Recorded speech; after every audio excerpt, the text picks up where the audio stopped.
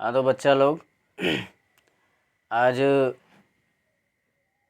Chemistry की periodic table पढ़ने के बाद नेक्स्ट लेक्चर लेकर के आ गए हैं। आई होप कि आप सभी लोगों ने वो लेक्चर देख लिया होगा, पढ़ लिया होगा, अटेंड कर लिया होगा और उसके थ्रू जो जानकारी हमने दी थी वो आप लोगों ने कलेक्ट कर ली होगी। और अगर बाय चांस आप लोगों ने वो पीरियोडिक टेबल और एटॉमिक नंबर को कैसे लर्न करना है वो वाली वीडियो नहीं देखी है तो देख लेंगे, क्योंकि उसके बाद ही ये जो लेक्चर है बहुत अच्छे से समझ में आएगा। अब इस वाले लेक्चर में हम लोग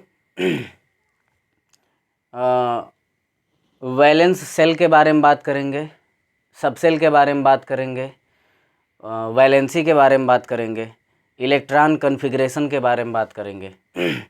ओवरऑल यूँ कह सकते हैं कि किसी एटम के पास इलेक्ट्रॉन होते हैं, प्रोटॉन होते हैं और न्यूट्रॉन होते हैं। ये तीन चीज़ें होती हैं।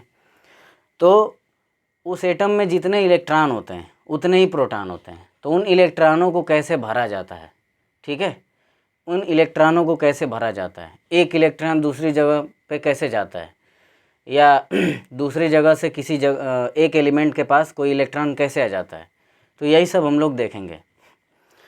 अब सबसे पहले इसमें सेल का कॉन्सेप्ट समझते हैं।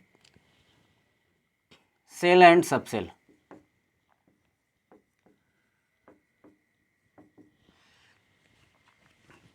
हिंदी में बोलते हैं कोश एवं उपकोश।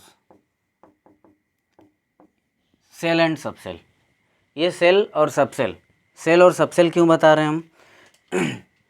तो आप लोगों को पता होगा, पिछले लेक्चर में हमने बताया था, यानी पीरियोडिक टेबल वाले लेक्चर में, कि जिसका जितना एटॉमिक नंबर होता है, जिसका जितना एटॉमिक नंबर होता है उसके पास उतने ही नंबर ऑफ इलेक्ट्रॉन्स होते हैं, उसके पास उतने ही नंबर ऑफ इलेक्ट्रॉन्स होते हैं और उतने ही नंबर ऑफ प्रोटॉन्स होते हैं, ठीक है। जितना एटॉमिक नंबर होता है किसी का, माने परमाणु क्रमांक,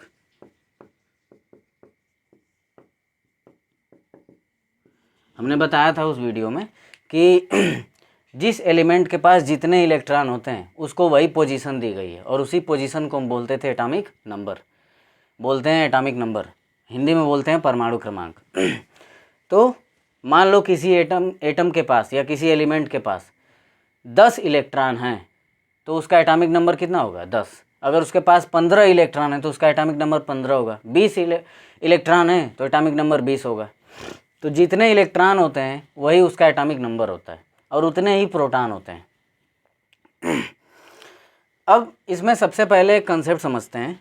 सबको पता है कि 9th में थोड़ा बहुत पढ़ा होगा आप लोगों ने, नहीं भी पढ़ा है तो ऐसे समझ लें। किसी भी एलिमेंट को होल्ड करने के लिए, किसी भी एटम को होल्ड करने के लिए न्यूक्लियस होता है। न्यूक्लियस यानी नाभिक, ठीक है, नाभिक होता है। अब उस नाभिक में प्रोटॉन्स होते हैं, उस नाभिक में प्रोटॉन होते हैं, ठीक है, उस नाभिक में क्या होते हैं? प्रोटॉन। अब अभी हमने बताया कि जितने प्रोटॉन होंगे उतने ही क्या होंगे? इलेक्ट्रॉन होंगे। तो नाभिक होता है, नाभिक में क्या होते हैं? प्रोटॉन होते हैं। पहले नाभिक के बारे में समझ लेते हैं कि नाभिक होती क्या चीज़ है। जैसे ये मार्कर है मेरे पास, अगर इसको यहाँ पे रखेंगे, उंगली यहाँ पे रखेंगे तो ये गिर जाएगा, यहाँ रखेंगे तब भी गिर जाएगा। बीच में ऐसे करेंगे, ऐसे बीच में ले लेंगे इसको तो नहीं गिरेगा, टिका रहेगा, है ना। ऐसे बीच में इसको ले लेंगे, गोल है इसीलिए सरक जा रहा है। इसको लेकर के देखते हैं तो ये स्केल ऐसे टिक जा रही है ना बीच में। अगर इसको किनारे पर रखते तो गिर जाती, इस किनारे पर रखते तो गिर जाती, एकदम बीच में रख रहे हैं तो क्या हो जा रही है? रुक जा रही है। तो हर बॉडी के पास एक ऐसा सेंटर होता है, एक ऐसा केंद्र होता है जहाँ उसका पूरा का पूरा मास, पूरा का पूरा भार टिका होता है। तो एटम का सारा मास जहाँ टिका होता है उसको हम क्या कहते हैं? नाभिक यानी न्यूक्लियस। ठीक है। एटम का सारा मास जहाँ टिका रहता है उसको हम क्या कहते हैं, न्यूक्लियस। अब उस न्यूक्लियस के अंदर प्रोटॉन होते हैं। अब क्यों प्रोटॉन ही, इलेक्ट्रॉन क्यों नहीं? न्यूक्लियस के अंदर प्रोटॉन इसलिए होते हैं, देखो पहली बात तो ये है कि प्रोटॉन के ऊपर पॉजिटिव चार्ज होता है। ये मान्यता के तौर पे लिया गया है। जिस पे प्लस चार्ज था उसको क्या बोल दिया गया, प्रोटॉन। ठीक है। जब पार्टिकल्स की खोज हुई, इलेक्ट्रॉन, प्रोटॉन, न्यूट्रॉन वगैरह की खोज हुई, तो ऐसे खोज हुई, जो पार्टिकल पे धन आवेश आ रहा था, जिस पे पॉजिटिव चार्ज आ रहा था, उसको नाम प्रोटॉन दे दिया गया। तो जिस पे प्लस था उसको प्रोटॉन। ये नहीं कि प्रोटॉन पहले बनाया गया उसके बाद बताया गया कि उस पे प्लस है, नहीं। पहले ये ढूंढा गया कि किसके ऊपर प्लस है। जिस कण के ऊपर प्लस था उसको प्रोटॉन नाम दे दिया गया, और जिस कण के ऊपर माइनस था उसको क्या नाम दे दिया गया, इलेक्ट्रॉन। अब प्रोटॉन को पी से दिखाते हैं, उसके ऊपर प्लस चार्ज होता है। इलेक्ट्रॉन को ई से दिखाते हैं, उसके ऊपर कैसा चार्ज होता है, माइनस। ये सबको पता है। अब न्यूक्लियस हो गया। न्यूक्लियस किस लिए है, ताकि एटम का सारा मास इसके ऊपर टिक जाए। तो सारा मास यही टिका लेता है। अब सवाल ये उठता है कि न्यूक्लियस के अंदर प्रोटॉन ही क्यों, इलेक्ट्रॉन क्यों नहीं? न्यूक्लियस के अंदर प्रोटॉन इसलिए होता है क्योंकि जो प्रोटॉन है, एक प्रोटॉन 1837 इलेक्ट्रॉन के मास के बराबर होता है। 1837 इलेक्ट्रॉन के मास के बराबर। जो एक प्रोटॉन है उसका मास 1837 इलेक्ट्रॉन के, माने इतने इलेक्ट्रॉन लगेंगे उनके मास के बराबर होगा। तो समझ सकते हो कि अब हमारी आंखों से ना तो प्रोटॉन दिखता है ना ही इलेक्ट्रॉन दिखता है। जो आंखों से दिख ही नहीं रहे हैं, अब उनमें भी ये भी नहीं दिखता है, ये भी नहीं दिखता है। अब इलेक्ट्रॉन ही नहीं दिखता है। अब एक प्रोटॉन है ना, एक प्रोटॉन कितने इलेक्ट्रॉन के मास के बराबर होता है, 1837 इलेक्ट्रॉन, 1837 इलेक्ट्रॉन्स। इतने इलेक्ट्रॉन्स लगेंगे और इनका मास जब कंबाइन होगा तो एक प्रोटॉन का मास बनेगा। इतने इलेक्ट्रॉन मिल करके एक प्रोटॉन बनाएंगे। तो समझ सकते हो कि प्रोटॉन जो है भारी है। तो जाहिर सी बात है न्यूक्लियस के अंदर हल्की चीज़ तो रखेंगे नहीं भाई। एटम का पूरा लोड ही इसके ऊपर रहेगा, और जब एटम का पूरा लोड ही इसके ऊपर रहेगा तो अंदर कोई भारी चीज़ होनी चाहिए ना। तो न्यूक्लियस के अंदर क्या होता है, प्रोटॉन होता है, क्योंकि प्रोटॉन इलेक्ट्रॉन से भारी होता है। कितना भारी होता है, 1837 गुना। ठीक है, तो इतना भारी होता है। तो इसी वजह से, भारी होने की वजह से अंदर प्रोटॉन होता है। अब एक और चीज़ होती है इसमें, न्यूट्रॉन। अब ये न्यूट्रॉन किस लिए होता है नाभिक के अंदर? जैसे मान लो एक नाभिक हम लोगों ने लिया, एक न्यूक्लियस हम लोगों ने लिया, इसमें दो प्रोटॉन है, एक प्रोटॉन ये है और दूसरा प्रोटॉन ये है। ठीक। अब सबको पता है कि ये भी पॉजिटिव और ये भी पॉजिटिव। अब एक बात सभी लोग जान लें कि अगर लाइक चार्जेज होते हैं, एक प्लस है दूसरा प्लस है, एक माइनस है दूसरा माइनस है, माने समान आवेश यानी लाइक चार्जेज, एक जैसे अगर आवेश हैं तो वो एक दूसरे को रिपेल करते हैं, प्रतिकर्षित करते हैं, दूर भगाते हैं। ऐसे समझ सकते हैं इसको। जैसे ये भी धनी है, ये भी धनी है, ये भी अमीर, ये भी अमीर, ये भी प्लस, ये भी प्लस। तो ये कहेगा कि हम उसके पास नहीं जाएंगे क्योंकि मैं भी अमीर हूँ। ये कहेगा कि मैं उसके पास नहीं जाऊँगा क्योंकि मैं भी अमीर हूँ। जब दोनों अमीर हैं तो दोनों एक दूसरे के पास नहीं जाएंगे, तो ये एक दूसरे को क्या करेंगे, रिपेल करेंगे। अब वही केस यहाँ पे देख लो, ये माइनस, ये माइनस, ये भी भिखारी है। अब इसके पास जाने से फ़ायदा भी क्या होगा, ये भी भिखारी ही है। तो एक भिखारी दूसरे भिखारी के पास नहीं जाएगा, कुछ मिलने वाला है नहीं। ये भिखारी भी कहेगा भाई तू तो पहले से ही भिखारी है, मैं भी तेरे पास नहीं आऊँगा क्योंकि कुछ फ़ायदा है नहीं। तो यहाँ भी कोई फ़ायदा नहीं आने का, यहाँ भी कोई फ़ायदा नहीं आने का। लेकिन अगर एक प्लस है और एक माइनस है, अगर एक प्लस है और एक माइनस है, तो माइनस सोचेगा कि धनी वाले के पास चलते हैं, क्या पता मेरा कुछ कल्याण हो जाए। तो माइनस प्लस की तरफ क्या होता है, अट्रैक्ट हो जाता है। तो जब एक जैसे चार्जेज होते हैं, समान आवेश होते हैं, तो वो एक दूसरे को रिपेल करते हैं। ठीक है, ये आप लोगों ने पढ़ा होगा या नहीं भी पढ़ा है तो सुन लें। एक जैसे चार्जेज जो होते हैं वो एक दूसरे को रिपेल करते हैं, देखना नहीं चाहते हैं, भगा देते हैं। लेकिन अगर अलग अलग चार्जेज हैं, एक जैसे नहीं हैं, तो वो एक दूसरे को अट्रैक्ट कर लेते हैं। यानी पॉजिटिव नेगेटिव को क्या कर लेता है, अट्रैक्ट कर लेता है। तो अभी न्यूक्लियस के अंदर हमने दो प्रोटॉन बनाया है, इस पर भी प्लस, इस पर भी प्लस। अब प्लस प्लस को क्या करेगा, रिपेल करेगा। अब जब ना न्यूक्लियस के अंदर रिपल्सन होगा तो न्यूक्लियस की जान खतरे में आ जाएगी। न्यूक्लियस के अंदर रिपल्सन होगा तो न्यूक्लियस की जान खतरे में आ जाएगी। अब प्रकृति तो बिल्कुल भी ऐसा नहीं चाहेगी कि न्यूक्लियस की जान खतरे में आ जाए, तो प्रकृति ने एक और पार्टिकल बना दिया न्यूट्रॉन, जिसको n से दिखाते हैं। अब इन दोनों प्रोटॉन्स के बीच न्यूट्रॉन है, न्यूट्रॉन पे कुछ भी चार्ज नहीं होता है, तो इसको लिखते हैं n पे 0, ना तो ये प्लस होता है ना ही माइनस।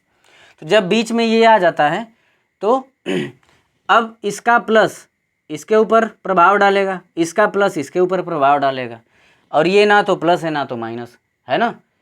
अब इसकी वजह से ये दोनों आपस में भिड़ नहीं पाएंगे, क्योंकि इन दोनों के बीच में घुस गया ना, बीच में दीवार आ गई। अब बीच में जब दीवार आ गई तो इसका इफेक्ट इस दीवार पे ही रह जाएगा, इसका भी इफेक्ट इसी दीवार पे रह जाएगा, है ना।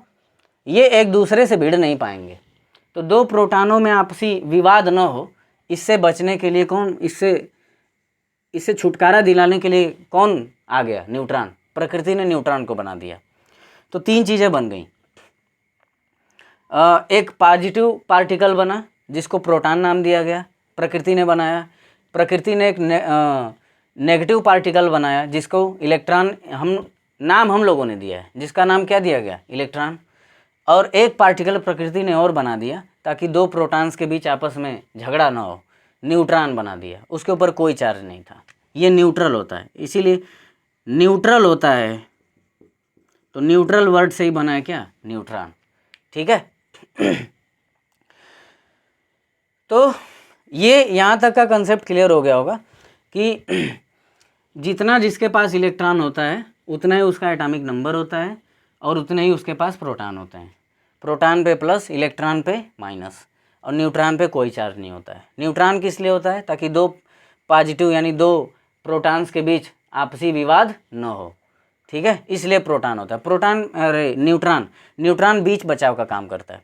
फिर हमने बताया कि न्यूक्लियस के अंदर न्यूक्लियस के अंदर प्रोटॉन ही क्यों? क्योंकि प्रोटॉन भारी होता है और इलेक्ट्रॉन बहुत हल्का होता है। इतना हल्का होता है कि वो पूरे एटम का मास संभाल नहीं पाएगा, इसीलिए ये बीच में होता है प्रोटॉन जब न्यूक्लियस में रहेगा, सेंटर में रहेगा, तो पूरे भार को एडजस्ट कर लेगा। ठीक है, इलेक्ट्रॉन एडजस्ट नहीं कर पाएगा, इसीलिए इसमें प्रोटॉन होता है।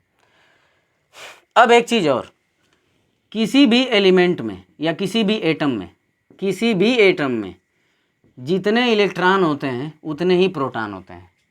ऐसा क्यों होता है? देखो, जैसे मान लो यहाँ हमारे पास 10 प्रोटॉन है, ठीक, और इसके चारों तरफ हमने 10 इलेक्ट्रॉन बैठा दिए, तो जितना प्लस है उतना ही माइनस है, जितना प्लस है उतना ही क्या है? माइनस है। तो मामला बैलेंस रहेगा। अरे भाई, प्लस माइनस को अट्रैक्ट करेगा, है ना, वे दोनों अट्रैक्टेड रहेंगे। लेकिन अगर 11 इलेक्ट्रॉन हो जाएंगे तो मामला अनबैलेंस हो जाएगा। माइनस वाला प्लस के ऊपर क्या हो जाएगा? हावी हो जाएगा, ये लगेगा उल्टा इसको खींचने, है ना। तो अगर ज़्यादा ही खींचने लगेगा तो, और अगर ये 11 हो गए या 12 हो गए, अब ये ज़्यादा खींचने लगेगा, तो हो क्या रहा है? अगर दोनों तरफ मामला सेम है, जितने प्रोटॉन यहाँ उतने ही इलेक्ट्रॉन अगर यहाँ हैं, तो दोनों एक दूसरे को बराबर बराबर खींचेंगे, है ना, तो मामला बैलेंस रहेगा। तो एटम बैलेंस रहे, इसके लिए जितने प्रोटॉन होते हैं उतने ही क्या होते हैं? इलेक्ट्रॉन होते हैं। ठीक है। अब मन में सवाल उठ रहा होगा कि ये जो इलेक्ट्रॉन हैं, इनको तो ये प्रोटॉन खींच लेगा तो ये अंदर आके गिर जाएंगे, नाभिक में चले आएंगे। तो जब रिसर्च चल रही थी, खोज चल रही थी, तो उसमें जो है खोजा गया कि ये जो इलेक्ट्रॉन हैं, ये इलेक्ट्रॉन ऐसे ही नहीं रहते हैं, ऐसे खुले में इनको नहीं छोड़ा जाता है। ऐसे नहीं कि बस ये इलेक्ट्रॉन ऐसे ही रख दिए गए हैं। ठीक है, अगर ऐसे ही रहते तब तो ये प्रोटॉन इनको खींच ही लेता, बात सही है। लेकिन क्या किया गया? न्यूक्लियस के अराउंड ढूंढा गया कि सेल्स होती हैं। सेल्स माने कोष, कक्षाएं होती हैं।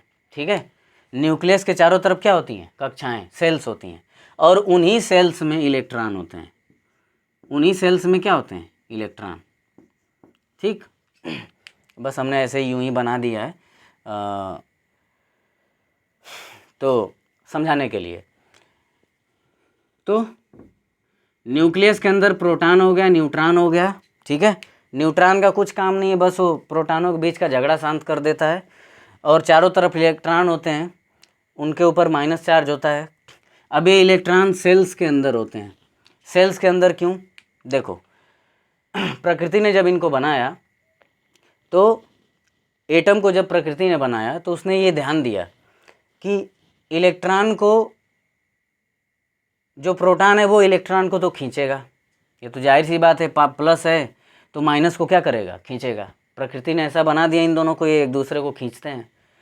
तो प्रकृति ने ये भी सोचा, इंतजाम लगाया कि अगर प्लस माइनस को खींच लेगा तो माइनस तो प्लस में जा करके शार्ट हो जाएगा, ख़त्म हो जाएगा न्यूक्लियस ही, कुछ बचेगा ही नहीं, एटम ही नहीं बचेगा। तो प्रकृति ने क्या किया, इलेक्ट्रॉन के लिए वो बना दिया सेल, और ये निर्धारित कर दिया कि एक इलेक्ट्रॉन उस सेल को छोड़ के न्यूक्लियस में नहीं जा सकता, उस सेल को छोड़ करके न्यूक्लियस में नहीं जा सकता। न्यूक्लियस उसको उतना ही खींचेगा और ये उतना ही खींचेगा न्यूक्लियस की तरफ कि ये उसमें नहीं जाएगा, बस सेल में मेंटेन रहेगा, ठीक है। अब अगला सवाल ये उठता है कि अगर इलेक्ट्रॉन यहीं पे रुका हुआ है तो भी ये खींचेगा, तो ये आ ही सकता है सेल को छोड़ करके, सेल को छोड़ करके नीचे आ ही सकता है। प्रकृति ने सेल तो बना दिया कि भाई ये सेल को वो छोड़ करके नहीं जाएगा, लेकिन फिर भी ये खींचेगा तो आ सकता है। तो इससे बचने के लिए क्या प्रकृति ने इंतजाम लगाया कि इलेक्ट्रॉनों को घुमा दो इसके चारों तरफ। तो जो इलेक्ट्रॉन होते हैं इसके चारों तरफ रिवॉल्व करता है, जो इलेक्ट्रॉन होता है वो इसके चारों तरफ क्या करता है? रिवॉल्व करता है, घूमता है। इसको ऐसे समझाते हैं।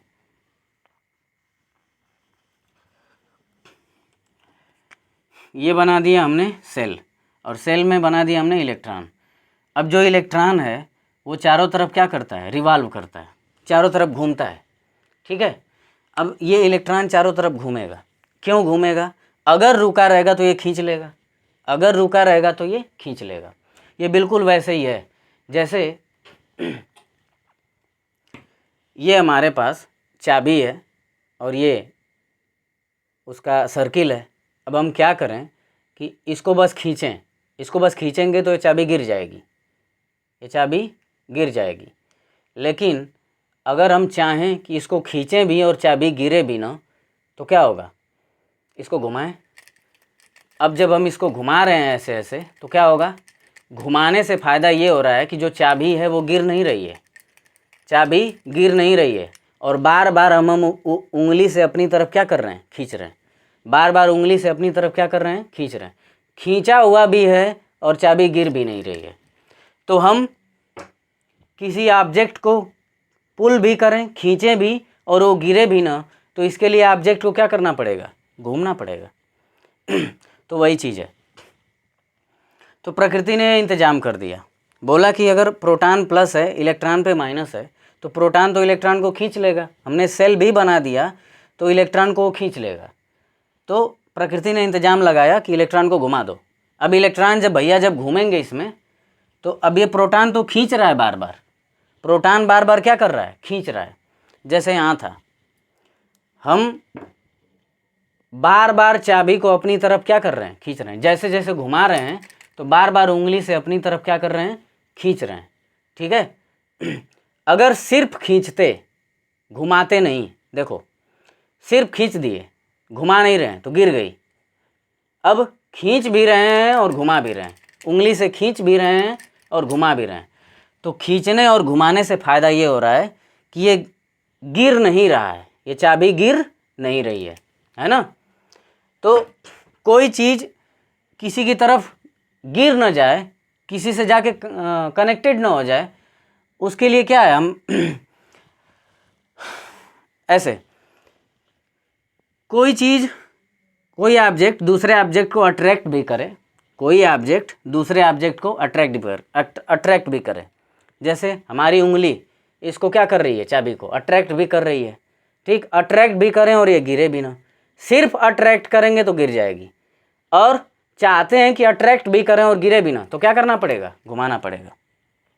तो इसी वजह से प्रकृति ने इलेक्ट्रॉन को न्यूक्लियस के अराउंड यानी प्रोटॉन के अराउंड क्या कर दिया, घुमा दिया कि प्रोटॉन भैया तो खींचते रहेंगे, खींचो। अब वो खींचने वाली फोर्स ये किस में इस्तेमाल कर लेता है, घूमने में, तो ये घूमता रहता है।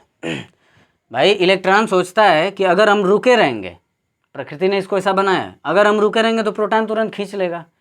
अब हम चाहते हैं कि हम खींचे भी रहें, अब इलेक्ट्रॉन ये भी नहीं चाहता कि ये खींचे ना मुझको।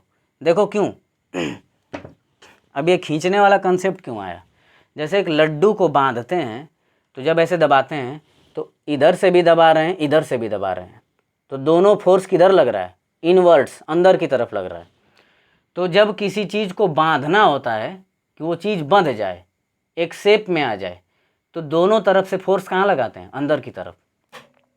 तो वैसे ही एटम बंधा रहे, भाई एटम किससे बना है, इलेक्ट्रॉन से, प्रोटॉन से और न्यूट्रॉन से, तो वो सारे बंधे रहे आपस में, एटम पूरा बंधा रहे, तो दोनों तरफ से ऐसा फोर्स लगना चाहिए, ऐसा फोर्स, इधर से भी अंदर की तरफ, इधर से भी अंदर की तरफ।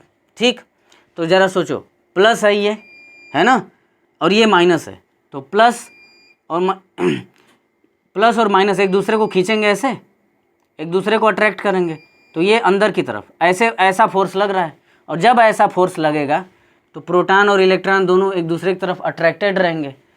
ठीक है, अब ध्यान देना कि ये बस अट्रैक्टेड रहेंगे, ये बस इसको अट्रैक्ट कर रहा है, अपनी तरफ एकदम खींच नहीं लेगा, बस अट्रैक्ट कर रहा है, बस पुल कर रहा है, लेकिन ये नहीं कि खींच करके अपने पास बुला लेगा। ऐसा क्यों, इलेक्ट्रॉन बच जाता है ना, घूम जाता है, इलेक्ट्रॉन घूमने लगता है।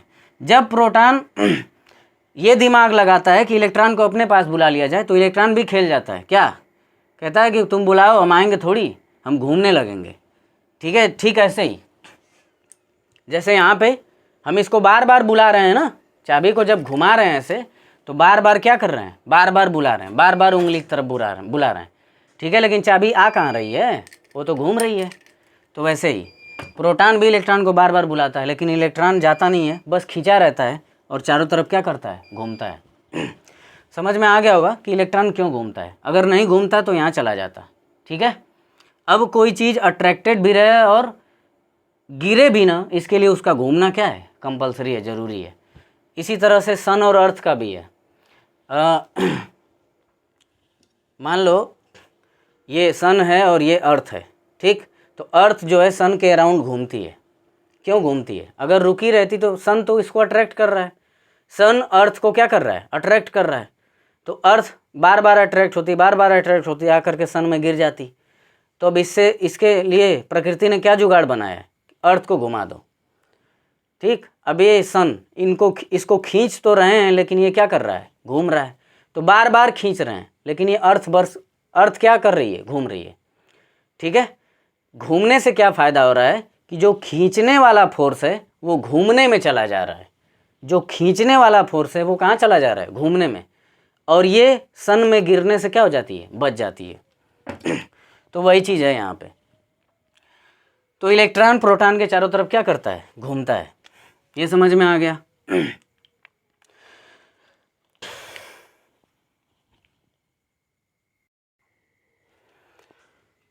यहाँ तक क्लियर हो गया होगा। हम लोगों ने देखा कि जितने इलेक्ट्रॉन होते हैं उतने ही प्रोटॉन होते हैं, ताकि बैलेंस बना रहे। अगर प्रोटॉन ज़्यादा हो जाएंगे तो इलेक्ट्रॉनों को लगेंगे ज़्यादा अट्रैक्ट करने, तो सेल्स पे असर पड़ेगा, इलेक्ट्रॉनों पे असर पड़ेगा। हो सकता है एटम में कुछ प्रॉब्लम आ जाए, एटम के एग्जिस्टेंस पे सवाल उठ जाएगा। तो मामला बैलेंस रहे, है ना। अरे 10 प्रोटॉन यहाँ, 10 इलेक्ट्रॉन यहाँ, तो जितना ये उस पर लगाएगा वो भी उतना ही इस पर लगाएगा, तो दोनों तरफ से मामला बराबर रहेगा, तो बैलेंस एक बना रहेगा। तो बैलेंस एक बना रहे, इसीलिए जितने प्रोटॉन होते हैं उतने ही क्या होते हैं, इलेक्ट्रॉन होते हैं। अब हम लोगों को आगे ये समझना है कि ये तो समझ में आ गया कि जितने इलेक्ट्रॉन हैं उतने ही प्रोटॉन होते हैं, और फिर न्यूट्रॉन किस लिए होते हैं, ताकि प्रोटॉनों के बीच झगड़ा ना हो। ठीक, और नेचर ने ऐसा क्यों बनाया कि एक को प्लस बनाया एक को माइनस, ताकि एक दूसरे को क्या कर सकें, अट्रैक्ट कर सकें। और फिर नेचर ने इसको घुमा क्यों दिया, ये घूमेगी, इलेक्ट्रॉन घूमेगा तो इसमें गिरने से बचा रहेगा, जब घूमना बंद कर देगा तो गिर जाएगा। तो बचना है तो घूमना ही पड़ेगा। हाँ, एक सवाल और उठ सकता है कि जब ये घूमता है तो अपनी एनर्जी लूज करता होगा, तो जब एनर्जी लूज करता रह जाएगा, एनर्जी लूज करता जाएगा तो धीरे धीरे धीरे धीरे धीरे धीरे एनर्जी कम होती जाएगी, तब तो ये प्रोटॉन इसको एकदम से खींच लेगा। ऐसा नहीं होता है, नेचर ने इसको ऐसा बनाया है कि इसकी एनर्जी कभी कम नहीं होती है, ठीक है। इसकी एनर्जी कभी कम नहीं होती है। 11th केमिस्ट्री में ऐसा टॉपिक हम दिया हुआ है, लेकर के आएंगे, उसको भी बताएंगे। लेकिन अब ये समझ लें कि ये जो इलेक्ट्रॉन रिवॉल्व कर रहा है तो इस सेल की एनर्जी कभी ख़त्म ही नहीं होती, कम नहीं होती है, जितनी है अभी उतनी ही बाद में भी रहती है। तो इलेक्ट्रॉन जो है इसी में घूमता रहता है, ये नहीं कि एनर्जी कम होती गई और जाके गिर गया, तब तो एटम ही नहीं बचेगा, गिर जाएगा तो एटम ही नहीं बचेगा।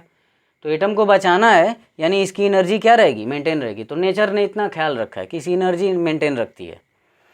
अब आगे ये समझना है कि इस न्यूक्लियस के चारों तरफ कितनी सेल्स होती हैं, ठीक है, और उन सेल्स में इलेक्ट्रॉनों को कैसे भरा जाता है, और फिर ये सब सेल का क्या कंसेप्ट है, ये इन चीज़ों को हम लोग समझते हैं।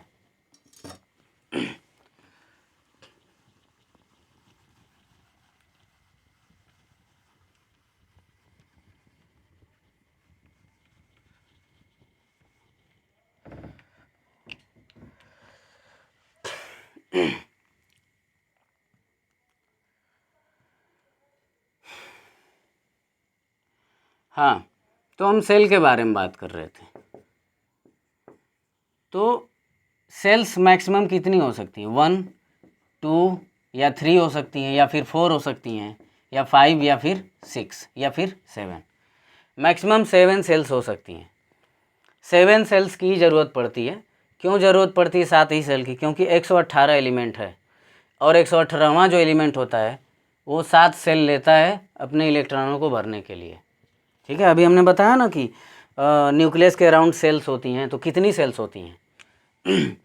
तो एक सेल हो सकती है किसी के चारों तरफ, किसी एलिमेंट के चारों तरफ 2 होगी, किसी एलिमेंट के चारों तरफ 3 सेल होगी, किसी को 4 सेल की ज़रूरत पड़ती है, किसी को 5, किसी को 6, किसी को 7।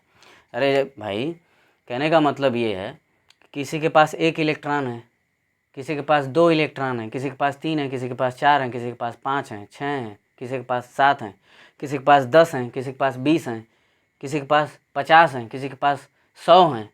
तो इलेक्ट्रॉनों की संख्या क्या होती जा रही है, बढ़ती जा रही है। तो जाहिर सी बात है जिसके पास जितने ज़्यादा इलेक्ट्रॉन होंगे उसको उतने ही ज़्यादा सेल की ज़रूरत लगेगी, है ना। अब किसी के पास जैसे हाइड्रोजन है तो उसको एक ही सेल लगती है, हीलियम को भी एक ही सेल लगती है, ठीक है। लिथियम को 2 सेल लगती है, 3 इलेक्ट्रॉन होते हैं। तो वैसे ही जिसके पास इलेक्ट्रॉनों की संख्या जैसी होगी वैसा ही उनको सेल लगता है।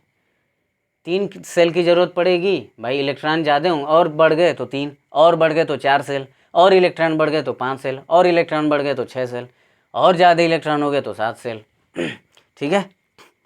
अब सेल किस लिए? इलेक्ट्रॉनों को भरने के लिए। अब कंसेप्ट समझ लेते हैं सब सेल्स का। सबसेल्स जो हैं 4 सबसेल्स भी बनाई गई हैं, S, P, D और F। 4 सबसेल्स भी बनाई गई हैं, S, P, D और F, ठीक है। अब किसी एटम का न्यूक्लियस है, नाभिक है, उसके अराउंड सेल्स हैं। मान लो 1 सेल है, 2 है, 3 है, 4 है, 5 है, 6 है या 7 है, ठीक है। इतनी सेल्स हैं। तो जब उसके पास सेल्स हैं तो उन सेल्स में सब सेल्स भी होती हैं। जैसे हमने एक न्यूक्लियस बनाया, न्यूक्लियस के अराउंड एक सेल बनाए, ठीक।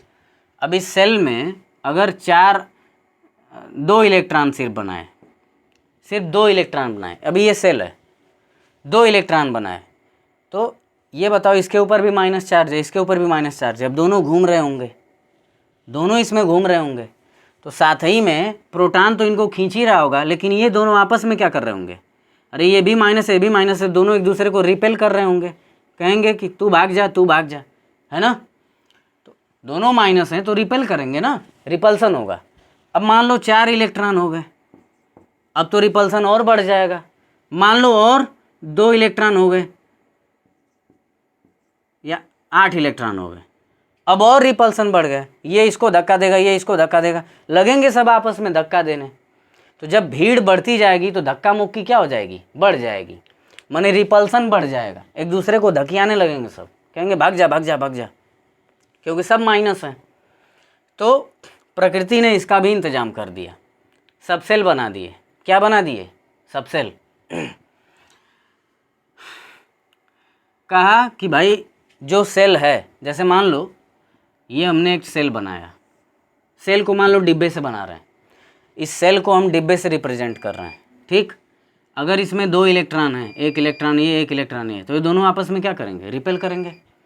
अब इस सेल में अगर बीच में दीवार खड़ी कर दें, सेल में माने कोष में बीच में क्या खड़ी कर दी है, दीवार, तो अब क्या होगा, अब इसके और इसके बीच दीवार है, तो अब ये एक दूसरे को रिपेल नहीं करेंगे। इसके और इसके बीच दीवार है तो अभी एक दूसरे को रिपेल नहीं करेंगे। लेकिन हुआ क्या, सेल का 2 पार्ट हो गया, तो जब सेल का हिस्सा हो जाता है उसी को हम कहते हैं सब सेल, उसी को हम क्या कहते हैं, सब सेल। तो हमारे पास एक से लगाए कितने तक की सेल थी, 7, ज़रूरत के हिसाब से किसी को 5, 6, 7 जितनी ज़रूरत होगी उतनी सेल वो लेगा, जैसा एलिमेंट होगा जैसी ज़रूरत होगी उतनी सेल वो लेगा, ठीक है। और साथ ही में वो सब सेल्स भी लेगा ज़रूरत के हिसाब से, ठीक है ना। कोई S लेगा, कोई P लेगा, कोई S लेगा, कोई S और P दोनों लेगा, कोई S और P और D तीनों लेगा, कोई S P D F चारों लेगा, है ना। तो जिसको जैसी ज़रूरत पड़ेगी उसी हिसाब से वो सब सेल भी लेगा। अब सब सेल कहाँ बटे, इन्हीं सेल्स में क्या बन गए, सब सेल्स बन गए। जैसे अभी हमने एक सेल बनाया था, ये सेल बनाया, और जब इसी को बांट दिए तो क्या बन गया, सब सेल, ठीक है। और सब सेल की ज़रूरत समझ में आ गई होगी कि अगर ये ऐसे ही खुले छोड़ दिए गए, एक ही सेल में, एक ही कमरे में इनको छोड़ दिया गया तो ये रिपल्सन करेंगे। अगर उस कमरे में का बंटवारा कर दिए, सब सेल बना दिए, तो अब रिपल्सन कम होगा, ठीक है, पहले से कम होगा, अब रिपल्सन कम हो जाएगा। तो कहने का मतलब यही है, सिर्फ सेल्स में इलेक्ट्रॉनों को रखना खतरे की बात है, क्योंकि रिपल्सन ज़्यादा होता है। सब सेल्स में जब रख देते हैं तो रिपल्सन जो है पहले से बहुत कम हो जाता है, तो इसीलिए सब सेल्स का कंसेप्ट आया। अब S में ध्यान देना है कि S में 2 इलेक्ट्रॉन मैक्सिमम भर सकते हैं, जो S सब सेल है, ठीक है। और P में मैक्सिमम 6 इलेक्ट्रॉन भर सकते हैं, D में मैक्सिमम 10 इलेक्ट्रॉन भर सकते हैं, F में मैक्सिमम 14 इलेक्ट्रॉन भर सकते हैं, ठीक है ना। जो S सब सेल है वो सबसे छोटी सब सेल है, ठीक है। अब होता है ना, जैसे सेल भी कोई छोटी थी कोई बड़ी थी, वैसे ही सब सेल में भी कोई छोटा होगा कोई बड़ा होगा, कोई कम ही रख सकता है तो यस बस 2 ही रख सकता है, तो इसकी साइज़ छोटी होती है। P की साइज़ थोड़ी बड़ी होती है तो ये 6 रख लेता है, D की साइज़ थोड़ी और बड़ी होती है तो ये 10 रख लेता है, F की साइज़ और बड़ी होती है, सबसे बड़ी होती है तो 14 रख लेता है। तो ये हो गया हमारे पास, S में 2, P में 6, D में 10 और F में 14, इतने इलेक्ट्रॉन हम जो है रख सकते हैं इन सब सेल्स में। तो समझ में आ गया होगा कि सेल्स की क्या ज़रूरत है। सेल्स की ज़रूरत है इलेक्ट्रॉनों को भरने के लिए, और सब सेल्स की भी ज़रूरत है इलेक्ट्रॉनों को भरने के लिए, किस लिए, ताकि रिपल्सन कम हो जाए। अब आगे हम लोग देखेंगे कि सेल और सबसेल की मदद से, सेल और सबसेल की मदद से इलेक्ट्रॉनों को कैसे भरना है, ठीक है।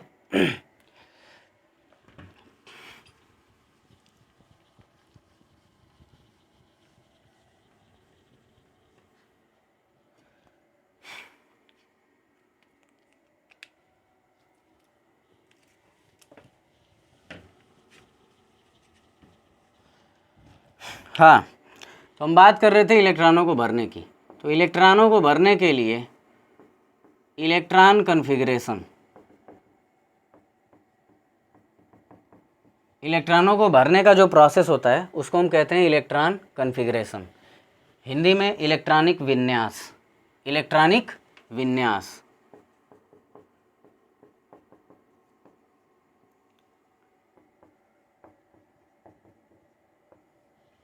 इलेक्ट्रॉनिक विन्यास। तो अब हम लोग देखेंगे कि ये इलेक्ट्रॉनिक विन्यास यानी इलेक्ट्रॉनों का जो भरना है वो कैसे होता है। इसके लिए एक प्रिंसिपल है, आफबाउ प्रिंसिपल। आफबाउ प्रिंसिपल, ये आफबाउ प्रिंसिपल क्या कहता है, कैसे है ये, कैसे बनाएंगे इस प्रिंसिपल को?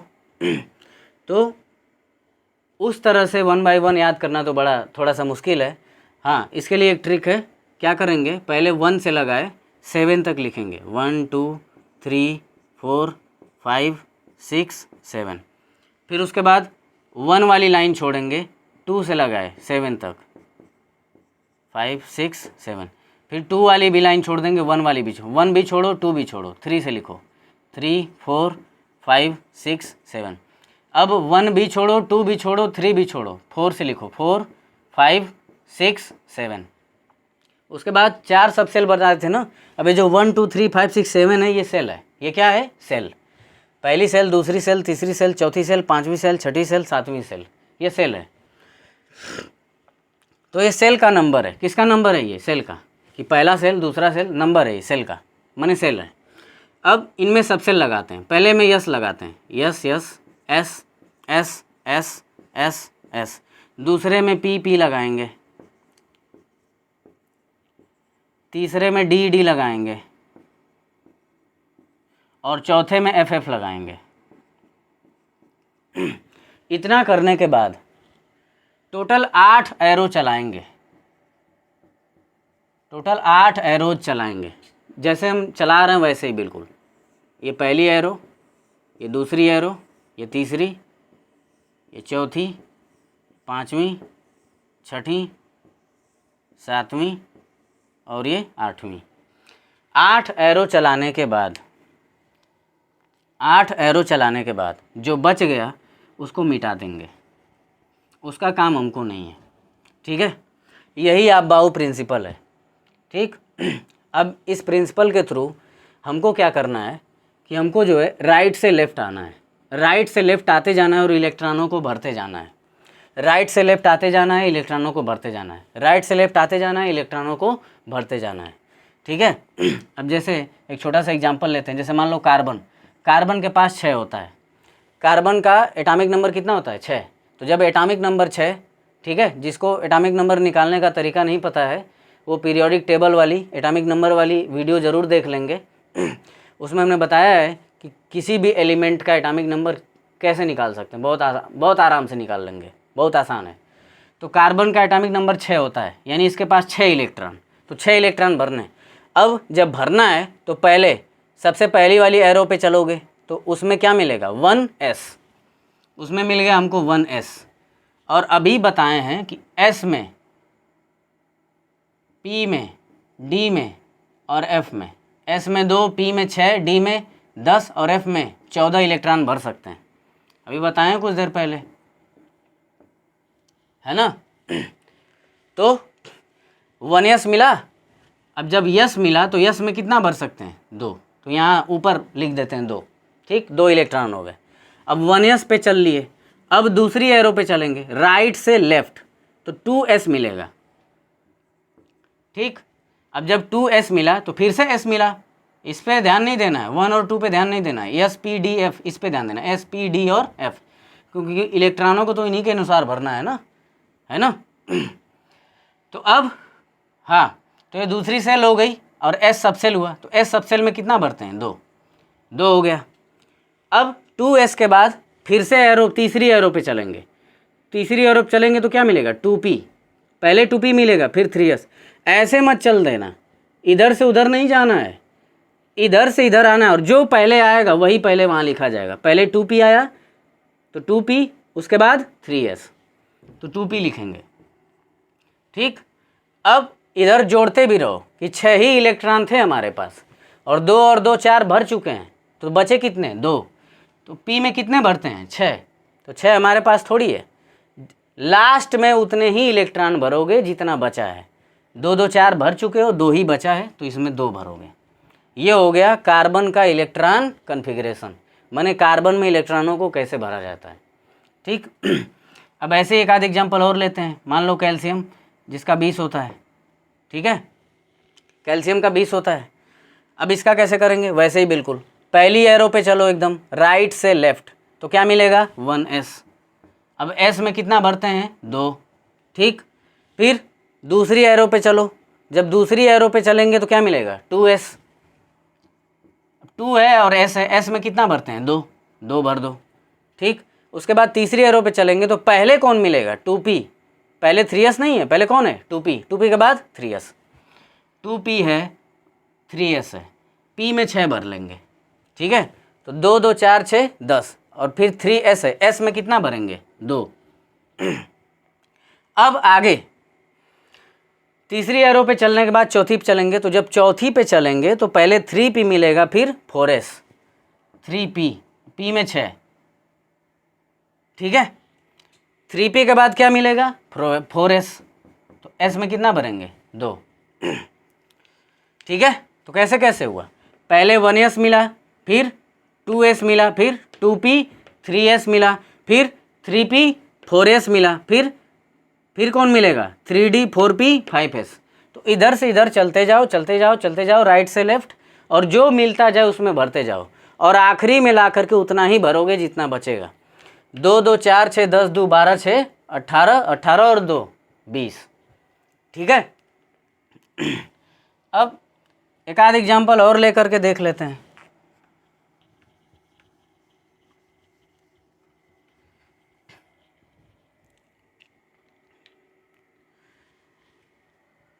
मान लो आयरन का 26 होता है 26, इसका कन्फिग्रेशन कैसे करेंगे, तो पहले एरो पे चलना है, पहले पहली एरो पे आए तो 1s, अब s में 2, फिर दूसरी एरो पे तो क्या मिला 2s, इसमें भी 2, फिर तीसरी एरो पे आए तो पहले 2p फिर 3s, बार बार समझा रहे हैं, समझ लो इसको अच्छे से, कि पहले 2p फिर 3s, इधर से इधर, इधर से इधर नहीं, इधर से इधर, तो 2p 3s, तो p में कितना भरेंगे 6, s में 2। फिर चौथी एरो पे चलेंगे तो पहले कौन आएगा 3p, 3p के बाद 4s, 3p, p में 6 भरते हैं तो 6, s में कितना भरते हैं 2, अभी जोड़ लो कितना हुआ 2 2 4 6 10 2 12 6 18 2 20, 20 हुआ 20, 4s लिख लिए। अब ये वाली एरो भी खत्म हुई, अब इस एरो पे आएंगे तो पहले ही क्या मिल जाएगा 3d, अब पहले ही 3d मिल गया, अब 3d है, d में कितना भरते हैं 10, और हमारे पास 20 हो चुका है ऑलरेडी, भरते 10 हैं, 2 2 4 6 10 2 12 6 18 2 20, हमारे पास 20 ऑलरेडी भर चुके हैं, 6 बचा है, 6 ठो बचा है हमारे पास, d में भरते हैं 10, अब बचा 6 ठो है तो 6 ही ठो भरेंगे, तो 2 2 4 6 10 2 12 6 18 2 20 6 26 यानी 26। तो ये हो गया कॉन्फ़िगरेशन करने का तरीका। तो इलेक्ट्रॉन कॉन्फ़िगरेशन आई होप सारे लोग कर लोगे। अब किसी भी एलिमेंट का करना है, ये आप बाउ प्रिंसिपल को फॉलो करो और आराम से जो है कॉन्फ़िगरेशन कर लोगे। बशर्ते ध्यान रहे कि ये टेक्निक मालूम होनी चाहिए, पहले 1 से लेकर 7 तक, फिर 2 से 7 तक, 3 से 7 तक, 4 से 7 तक, फिर पहले में SS, दूसरे में PP, तीसरे में DD, चौथे में FF, फिर 8 एरो चलानी है, 8 एरो चलाने के बाद जो बचे उसको मिटा देना है, ठीक है। फिर उसके बाद जिस भी एलिमेंट का कॉन्फ़िगरेशन करना है उसका एटॉमिक नंबर चाहिए, यानी उसके पास कितने इलेक्ट्रॉन है ये पता होना चाहिए, एटॉमिक नंबर पता होना चाहिए, परमाणु क्रमांक पता होना चाहिए। फिर एरो पे चलेंगे राइट से लेफ्ट, पहले पहली पे चलेंगे, वो ख़त्म हो जाएगी तो दूसरी पे चलेंगे, फिर तीसरी पे चलेंगे, जो पहले आएगा वो पहले पाएगा, जो बाद में आएगा बाद में पाएगा, जो पहले आएगा पहले पाएगा, बाद में आएगा बाद में पाएगा, पहले आएगा पहले पाएगा, बाद में आएगा बाद में पाएगा, बाद में आएगा बाद में पाएगा और बाद में पाएगा। ये पहले आया, उसके बाद ये, उसके बाद ये, फिर ये, उसके बाद ये, उसके बाद ये, उसके बाद ये, उसके बाद ये, उसके बाद ये, ऐसे ही जो है एकदम भरते रहेंगे। और आखिरी में देखेंगे जितना हमारे पास, ये देखेंगे कि उसमें कितना भर सकते हैं। जैसे यहाँ डी में भर तो 10 सकते थे लेकिन बचा 6 था तो 6 ही भर दिए, तो आखिरी में ऐसे ध्यान देना है।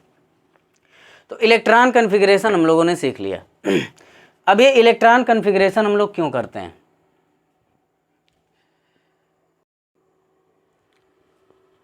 अब ये इलेक्ट्रॉन कन्फिग्रेशन हम लोग क्यों करते हैं इसको देख लेते हैं। हाँ, इसको आप लोग नोट कर सकते हैं, फिर हम लोग देखते हैं धीरे धीरे कि इलेक्ट्रॉन कन्फिग्रेशन क्यों करते हैं, क्या ज़रूरत पड़ जाती है। आई थिंक हो गया होगा। हाँ, तो अबाउ प्रिंसिपल से इलेक्ट्रॉन कन्फिग्रेशन हुआ, इलेक्ट्रॉनों को हम लोगों ने भर लिया, हमको पता चल गया कि कौन से सेल के कौन से सब सेल में कितना इलेक्ट्रॉन गया। ये फर्स्ट सेल है, एस सब सेल है, 2 इलेक्ट्रॉन गया। दूसरी सेल है, एस सब सेल है, 2 इलेक्ट्रॉन गया। दूसरी सेल है, पी सब सेल है, 6 इलेक्ट्रॉन गया। तीसरी सेल है, एस सब सेल है, 2 इलेक्ट्रॉन गया। तो ये कन्फिग्रेशन करने से हमको पता चल जाता है कि कौन सी सेल के कौन सी सब सेल में कितने इलेक्ट्रॉन गए हुए हैं, ठीक है। और इसी कन्फिग्रेशन की मदद से हम लोग एटॉमिक नंबर निकालेंगे और ये पता करेंगे कि कौन सा एलिमेंट इलेक्ट्रॉन दे सकता है और कौन सा एलिमेंट इलेक्ट्रॉन ले सकता है, ठीक है। ये सब हम लोग देखेंगे, देखते हैं।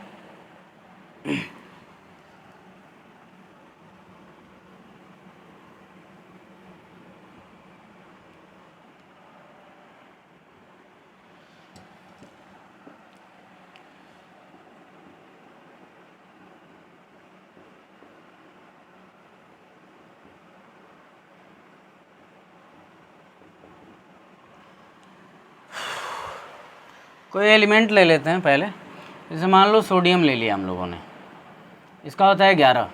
कन्फिग्रेशन करेंगे इसका, सबसे पहले 1s आएगा, 1s, s में 2 भर लिए, फिर 2s आएगा, s में 2 भर लिए, है ना।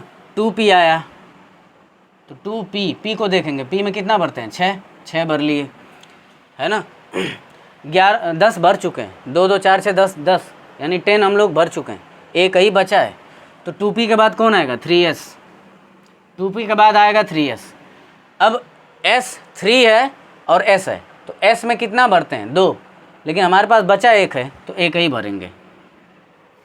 अब इलेक्ट्रॉन कन्फिग्रेशन से रिलेटेड सबसे ज़रूरी चीज़ ये है, आखिरी सेल को ढूंढना। जब आखिरी सेल को हम ढूंढ लेते हैं, ठीक है, तो इससे हम बता पाते हैं कि वैलेंस सेल कौन सी है, वैलेंस इलेक्ट्रॉन कितने हैं, वैलेंसी क्या है, ठीक है। और इससे ये भी पता लग जाता है कौन मेटल है कौन नॉन मेटल है। सारी चीज़ों को देखते हैं। तो यहाँ अगर देखा जाए, अब कैसे पता करेंगे कौन सी सेल आखिरी है, तो हमने बताया ना कि जो 1 2 आगे लगा हुआ है, जो आगे नंबर लगा हुआ है सब सेल के आगे, एस पी के आगे 1 लगा है, 2 लगा है, 2 लगा है, 3 लगा है, ये सेल है, ये नंबर ऑफ सेल है। तो उसी नंबर को देखेंगे कि सबसे बड़ा नंबर कौन है। तो ये 1 है, ये 2 है, ये 2 है, ये 3 है, सबसे बड़ा यही है। तो जो सबसे बड़ा नंबर होगा वही आउटर मोस्ट सेल होगा, वही आउटर मोस्ट सेल होगा, और उसी को कहते हैं वैलेंस सेल। वैलेंस सेल, संयोजी कोष, संयोजी कोष, ठीक है। तो आगे जो 1 2 3 4 ये सब लगा हुआ है, तो उसमें गिन करके देखेंगे कि कौन सबसे बड़ा नंबर है। तो 3 सबसे बड़ा नंबर है, तो वही आउटर मोस्ट सेल होती है, बाह्यतम कोष, वैलेंस सेल इसको बोलते हैं, संयोजी कोष, ठीक है। अब इस वैलेंस सेल में जितने इलेक्ट्रॉन होंगे, वैलेंस सेल में जितने इलेक्ट्रॉन होंगे, उन सबको हम लोग कहते हैं वैलेंस इलेक्ट्रॉन। उन सबको हम लोग कहते हैं वैलेंस इलेक्ट्रॉन, संयोजी इलेक्ट्रॉन्स, संयोजी इलेक्ट्रॉन, ठीक है। 2 चीज़ों पे हम लोगों ने फोकस किया। सबसे पहली चीज़ देखेंगे आगे कौन सा नंबर जो है सबसे बड़ा है, 1 नहीं बड़ा, 2 उससे बड़ा, सबसे बड़ा कौन है, 3। तो सबसे बड़ा 3 है, तो वही आउटर मोस्ट सेल होगी, उसी को वैलेंस सेल कहेंगे, संयोजी कोष। अब उस वैलेंस सेल में जितने इलेक्ट्रॉन होंगे उन सबको हम क्या कहेंगे, वैलेंस इलेक्ट्रॉन। तो इस वैलेंस सेल में यानी तीसरे वाले सेल में कैठो इलेक्ट्रॉन है, 1 है ना। तो 1 इलेक्ट्रॉन है, तो उसी 1 इलेक्ट्रॉन को हम क्या कहेंगे, वैलेंस इलेक्ट्रॉन्स। अब एक चीज़ और समझते हैं, वैलेंसी क्या चीज़ होती है। अगर कोई एलिमेंट अपने आखिरी सेल में 1 इलेक्ट्रॉन होल्ड करता है, 2 इलेक्ट्रॉन होल्ड करता है या 3 इलेक्ट्रॉन होल्ड करता है, तो वो डोनेट कर देगा। डोनेट करने का मतलब दान कर देगा। 1 है तो 1 दान करेगा, 2 है तो 2 दान करेगा, 3 है तो 3 दान करेगा। ठीक, दान कर देगा। अब ये दान ऑन करने का क्या चक्कर है और लेने का क्या चक्कर है? एक चीज़ और यहीं पे समझा दें। पहले समझ लेते हैं इसी को। अगर 1 या 2 या 3 इलेक्ट्रॉन है तो वो डोनेट कर देगा। जैसे कि सोडियम के पास 1 इलेक्ट्रॉन है तो ये डोनेट कर देगा। 1 इलेक्ट्रॉन क्या कर देगा? डोनेट कर देगा। तो जब 1 इलेक्ट्रॉन डोनेट कर देगा तो वही उसकी वैलेंसी कहलाती है। क्या कहलाती है? वैलेंसी। हिंदी में बोलते हैं संयोजकता। ठीक है। तो वैलेंसी कैसे पता करेंगे? सबसे पहले कॉन्फ़िगरेशन करेंगे, फिर आउटर मोस्ट सेल ढूंढेंगे, वैलेंस सेल। उसमें जितने इलेक्ट्रॉन होंगे उनको क्या कहेंगे? Valence electron. अगर 1, 2 या 3 है तो वो क्या कर देगा? डोनेट कर देगा। और जब डोनेट कर देगा तो जितना इलेक्ट्रॉन डोनेट किया उसी को गिन लो, वही क्या होगी? वैलेंसी यानी संयोजकता। 1 इलेक्ट्रॉन डोनेट किया है तो एक इसकी क्या होगी? वैलेंसी यानी संयोजकता। ठीक है। अब अगर कोई एलिमेंट, ये तो हम लोगों ने देख लिया यहाँ पे वैलेंसी। अगर कोई एलिमेंट ऐसा है, जैसे मान लो क्लोरीन, एक एग्जांपल हम लोगों ने ले लिया, इसका कॉन्फ़िगरेशन करेंगे। पहले 1s है, 1 है, उसको नहीं देखना, यस को देखना। यस में कितना होता है? 2। फिर 2s है, 2s, s में कितना? 2। फिर 2p है, p में कितना भरेंगे? 6। फिर 3s है, यस में कितना भरेंगे? 2। 2 2 4 6 10 2 12, 12 इलेक्ट्रॉन हो चुके हैं। अब 3p है, 3p। अब p में भरते तो 6 हैं, है ना? p में भरते कितना है? 6। लेकिन 12 हम भर चुके हैं। 2 2 4 6 10 2 12, 12 5 17, 5 बचे हुए हैं। अब p में भरते हैं 6, p में भरते 6 हैं अधिकतम, लेकिन बचे कितने हैं? 5। तो 5 ही भर देंगे इसमें। अब क्या करेंगे? आउटर मोस्ट सेल ढूंढेंगे। यही कर रहे हैं। ये पहली है, ये दूसरी है, और ये भी क्या है? दूसरी। ये दूसरी हो गई, ये तीसरी है, और ये भी क्या हो गई? तीसरी। अब ध्यान देना, जो सेल्स हैं वो बट के भी आ सकती हैं। ज़रूरी नहीं है कि ये कई जगह आखिरी में देख लो और ख़त्म। ज़रूरी नहीं है कि जो आखिरी में आएगा वही आखिरी सेल होगा ना, ये बिल्कुल ज़रूरी नहीं है। जो सबसे बड़ा नंबर होगा वही आखिरी सेल होगा। तो सबसे बड़ा नंबर कौन है? 3। ये भी 3, तो ये आखिरी सेल, ये भी आखिरी सेल, ये भी आखिरी सेल। अरे ये भी 3 है, ये भी 3 है, दोनों आखिरी हैं। ठीक है। अब इसमें 2 हैं और इसमें कितने हैं? 5। इसमें कितने हैं? 5। तो 5 और 2 मिल करके 7। तो यहाँ 7 इलेक्ट्रॉन हो गए आखिरी सेल में। ठीक है। तो आउटर मोस्ट सेल कौन सी हो गई? तीसरी। वैलेंस सेल ही, वैलेंस सेल इसको बोलते हैं। जो आखिरी सेल होती है, आउटर मोस्ट सेल होती है, उसी को कौन सी सेल कहते हैं? Valence shell. तो वैलेंस सेल तीसरी हो गई। उसमें कितने इलेक्ट्रॉन हैं? जितने इलेक्ट्रॉन हैं उनको वैलेंस इलेक्ट्रॉन कहेंगे। 7 इलेक्ट्रॉन हैं। ये सातों इलेक्ट्रॉन कौन से इलेक्ट्रॉन कहलाए? Valence electron. अब अगला कंसेप्ट समझते हैं। ये तो डोनेट वाला हो गया। 1 इलेक्ट्रॉन होगा, 2 इलेक्ट्रॉन होगा या 3 इलेक्ट्रॉन होगा, आखिरी में तो वो डोनेट कर देगा, जैसे कि सोडियम में था। ठीक। अब एक क्लोरीन में 7 इलेक्ट्रॉन है, तो अगर आखिरी में 5 इलेक्ट्रॉन है, 6 इलेक्ट्रॉन है या 7 इलेक्ट्रॉन है, तो वो डोनेट नहीं करते हैं, एक्सेप्ट करते हैं, यानी वो किसी से लेते हैं। ठीक है। अब ये लेने और देने का कंसेप्ट क्या है? असल में जैसे हम इंसानों का एक कोटा होता है कि अगर हमको इतना फूड मिल जाए तो हमारा काम चल जाएगा। ठीक है। जैसे 3 तरीके से लोग फूड लेते हैं। एक वो फूड होता है जो ओवरडोज हो जाता है, एक वो फूड होता है कि पेट भर जाता है, और एक होता है कि भूख से थोड़ा कम खाते हैं लोग, है ना। तो ऐसे ही हर एटम का अपना हिसाब किताब है। हर एटम सोचता है कि हमारे पास कम से कम इतना इलेक्ट्रॉन तो रहे आखिरी सेल में। ठीक है। आखिरी सेल में, यानी आखिरी जो हमारा आखिरी पेट है जो हमारा आखिरी कमरा है उसमें कम से कम इतना रहे, उसने क्राइटेरिया बना रखा है हर एटम ने, उसको उतना चाहिए ही चाहिए, ठीक है। अगर उतना मिल जाए तो वो संतोष कर लेता है, सेटिस्फाई हो जाता है, ठीक है ना। जैसे हमको जितने फूड की ज़रूरत होती है अगर उतना मिल जाता है तो हम सेटिस्फाई हो जाते हैं, तो वैसे ही इनको भी वो नंबर क्या है 8, जिसको हम कहते हैं ऑक्टेट कंप्लीट करना, अष्टक पूरा करना। तो हर एलिमेंट चाहता है 8 का कोटा पूरा करना, ठीक है। हर एलिमेंट का एटम चाहता है कि हम 8 लास्ट में 8 इलेक्ट्रॉन रखें, ठीक है। तो जिनके आखिरी में 1 होता है, 2 होता है या 3 होता है, तो अगर 1 इलेक्ट्रॉन है ना, तो 8 बनाने के लिए 7 देना पड़ेगा। 1 का 8 बनाने के लिए इसको कितना देना पड़ेगा 7, और 2 का 8 बनाने के लिए 6 देना पड़ेगा, और 3 का 8 बनाने के लिए 5 देना पड़ेगा, है ना। जिस एलिमेंट के आखिरी सेल में 1 इलेक्ट्रॉन होगा उसको 7 ठो देना पड़ेगा, और जिसके आखिरी में 2 होगा उसको 6 देना पड़ेगा, जिसके आखिरी में 3 होगा उसको 5 देना पड़ेगा। अब इतना इलेक्ट्रॉन कौन देगा? 1-2 की बात रहती तो चल जाता, इतना 7-7 इलेक्ट्रॉन, 6-6 इलेक्ट्रॉन, 5-5 इलेक्ट्रॉन कहाँ से मिलेगा? तो इनको मिलता नहीं है।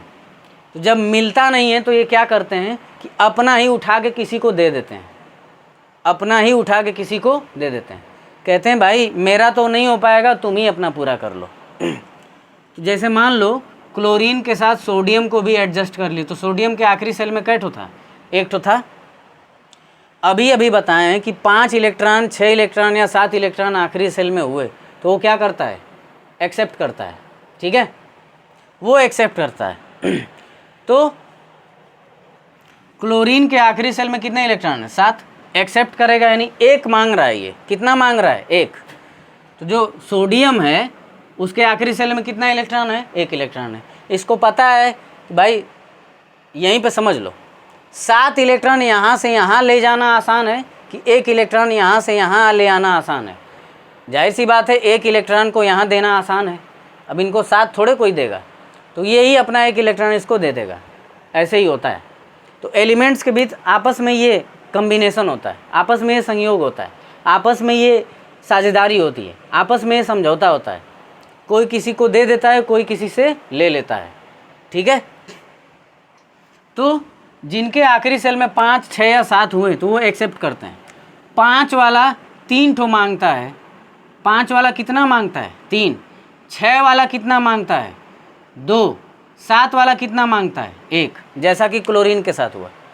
क्लोरीन के आखिरी सेल में कितना इलेक्ट्रॉन है? 7। तो ये 1 मांगेगा।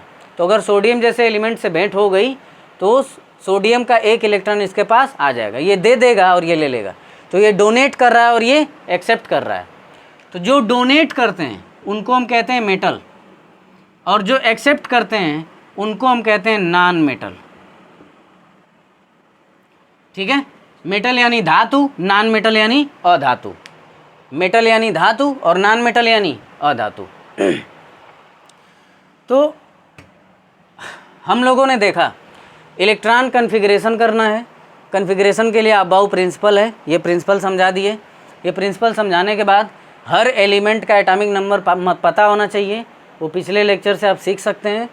और जब एटॉमिक नंबर पता है तो कन्फिग्रेशन कर लेंगे। जब कन्फिग्रेशन कर लेंगे तो आखिरी सेल ढूंढेंगे। अब आखिरी सेल 2 हिस्सों में बट के आ सकती है, 3 हिस्सों में बट के आ सकती है। तो जहाँ जहाँ आखिरी सेल होगी वहाँ वहाँ उसको पकड़ेंगे। यहाँ भी आखिरी थी, यहाँ भी आखिरी थी, तो यहाँ से भी पकड़े, यहाँ से भी पकड़े, और उनको क्या कर दिए? जोड़ दिए, ठीक है। आखिरी से मेरा ये मतलब नहीं कि जो सबसे आखिरी में आ रहा हो, जिसका नंबर सबसे बड़ा है वही आखिरी सेल होगा, ठीक। तो वो जहाँ जहाँ होगा वहाँ वहाँ पकड़ के उसके इलेक्ट्रॉनों को जोड़ देंगे। जोड़ने के बाद जितने इलेक्ट्रॉन आएंगे वो सारे क्या होंगे? वैलेंस इलेक्ट्रॉन, ठीक। अब अगर वैलेंस इलेक्ट्रॉन कितने हैं? 1, 2 या 3, यानी आखिरी में 1, 2 या 3 है, तो उनको 7 कोई नहीं देगा, 6 कोई नहीं देगा, 5 कोई नहीं देगा। जब ऐसा कोई नहीं करेगा तो वही अपना उठा के डोनेट कर देते हैं, जैसे कि सोडियम डोनेट कर देते हैं। तो देने वाले क्या होते हैं? मेटल। और जिनके आखिरी में 5, 6 या 7 इलेक्ट्रॉन होते हैं, जैसे कि यहाँ पे क्लोरीन का है, तो वो मांगते हैं, लेते हैं, तो इनको हम क्या कहते हैं? नॉन मेटल, ठीक है। अब एक चीज़ सवाल उठ सकता है मन में कि 4 का क्या होगा, जिसके आखिरी सेल में 4 इलेक्ट्रॉन, तो 4 वाले दो तरफा हो जाते हैं, वो कभी कभार ले भी लेते हैं, कभी कभार दे भी देते हैं, कभी कभार साझा कर लेते हैं, ठीक है। तो ये हुआ। अब ये सारी चीज़ें जो है हम लोगों ने देखी। अब आउटर मोस्ट सेल कौन होगा, जो सबसे बड़ा नंबर होगा, जो सबसे बड़ा नंबर होगा वही आउटर मोस्ट सेल होगा, ठीक। अब वो आउटर मोस्ट सेल जहाँ जहाँ होगा वहाँ से उसको पकड़ करके उसके इलेक्ट्रॉनों को जोड़ लेंगे, ठीक, वो वैलेंस इलेक्ट्रॉन्स होंगे, ठीक है। अब कोई एटम जितना इलेक्ट्रॉन देता है, वैलेंसी की बात कर लेते हैं, जितना इलेक्ट्रॉन देता है, अगर 1 दिया तो उसकी वैलेंसी 1 होगी, 2 दे दिया तो वैलेंसी 2 होगी, 3 दे दिया तो वैलेंसी 3 होगी। और कोई इलेक्ट्रॉन जितना लेता है, 5 वाला 3 लेगा तो वैलेंसी 3, 6 वाला 2 लेगा तो वैलेंसी 2, 7 वाला 1 लेगा तो वैलेंसी 1, ठीक है। तो फिर दोनों में डिफरेंस क्या है, देने वालों की वैलेंसी प्लस होती है, 1 दे दिया तो +1 वैलेंसी, 2 दे दिया तो +2 वैलेंसी, 3 दे दिया तो +3 वैलेंसी, ठीक है। अब ये ले रहा है तो इसकी वैलेंसी 3 लिया है तो -3 वैलेंसी, 2 लिया है तो -2 वैलेंसी, 1 लिया है तो -1 वैलेंसी। लेने वालों की वैलेंसी माइनस होती है और देने वालों की वैलेंसी प्लस होती है। अब वैलेंसी क्या होती है, जितना इलेक्ट्रॉन दिया गिन लो वो वैलेंसी होगी, और जितना इलेक्ट्रॉन लिया वो गिन लो वो वैलेंसी। 3 ठो लिया 3 वैलेंसी, 2 ठो लिया 2 वैलेंसी, 1 ठो लिया 1 वैलेंसी, 1 ठो दिया 1 वैलेंसी, 2 ठो दिया 2 वैलेंसी, 3 ठो दिया 3 वैलेंसी। दिया तो प्लस और लिया तो माइनस, ठीक है। तो इस लेक्चर में हम लोगों ने इलेक्ट्रॉन, प्रोटॉन, न्यूट्रॉन ये सब क्यों होते हैं, सेल क्यों होता है, सब सेल क्यों होता है, किस सब सेल में कितने इलेक्ट्रॉन होते हैं, किस सेल में कितने इलेक्ट्रॉन जाते हैं, और इलेक्ट्रॉनों को भरना कैसे है, उसके लिए इलेक्ट्रॉन कन्फिग्रेशन देखा है ना। फिर हम लोगों ने वैलेंस सेल देखा, वैलेंस इलेक्ट्रॉन देखा, ठीक है। जो सबसे बड़ी वाली सेल होगी, जिसका सबसे बड़ा नंबर होगा वो वैलेंस सेल होगा, ठीक। वो सेल में जितने वैलेंस सेल में जितने इलेक्ट्रॉन होंगे उसको वैलेंस इलेक्ट्रॉन कहेंगे। जो जितना इलेक्ट्रॉन देगा वो वैलेंसी होगी, है ना। जो जितना इलेक्ट्रॉन लेगा उसको गिन लो वो वैलेंसी होगी। देने वाले की वैलेंसी प्लस, लेने वाले की वैलेंसी माइनस। अब ये सारा डाटा जो है कवर करने के बाद हम आगे बढ़ सकते हैं। अब आगे के पड़ाव में हम लोग ये सीखेंगे, ये सब जो सीख करके हम रिएक्शंस पे इनका इस्तेमाल कैसे कर सकते हैं। ये जो कुछ भी हमने सिखाया है ये बस इसलिए सिखाया है ताकि केमिस्ट्री की रिएक्शंस आप लोगों को समझा सकें, ठीक है। तो इन सारी चीज़ों को बहुत अच्छे से आप लोग पढ़ लेंगे, देख लेंगे, समझ लेंगे, और इनको करने के बाद हम लोग रिएक्शंस को बहुत अच्छे से समझ पाएंगे। आप लोगों को रिएक्शंस सारी समझ में आएंगी, ठीक है। तो तब तक के लिए पढ़ते रहें, बाय बाय।